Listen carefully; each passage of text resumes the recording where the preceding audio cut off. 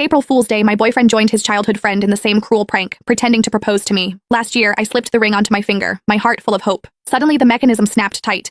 Pain shot through my hand and I cried out. He apologized afterward and promised that this year the proposal would be real. As such, I arrived carefully dressed, believing him. Instead, I was met with a face full of cake. He reached out gently, wiping the cream from my face as if it were nothing more than a harmless joke. However, this time I took a step back. After 6 disappointments, I chose to walk away. So why was it that, in the end, he was the one consumed by regret? Every year on April Fool's Day, my boyfriend would team up with his childhood best friend to pull the same prank on me. He would pretend to propose. Last year, the two of them laughed like it was the funniest thing in the world, even though my fingers were almost crushed in the process. Later, he apologized and swore that this year would be different. This year, the proposal would be real. As such, when he called me again, sounding urgent and telling me to come to the place where we had our very first date, I believed him. I curled my hair, got my nails done, and spent extra time perfecting my makeup. I picked out a brand new outfit and even drafted the announcement post I was going to share once everything became official. However, the second I stepped through the door, smiling and full of excitement, a thick slab of cake cream slammed straight into my face. Laughter burst out from among the crowd and a girl's voice rang out, bright and smug. "I told you Whitney would show up, Nolan. You lost." Nolan Jones walked over and, just like always, gently wiped the cream off my face. "You got all dressed up," he said with a soft smile. "It's a shame about the outfit." Then he added, like it was nothing, "I made a bet with the guys about whether I could get you to come. I said you wouldn't.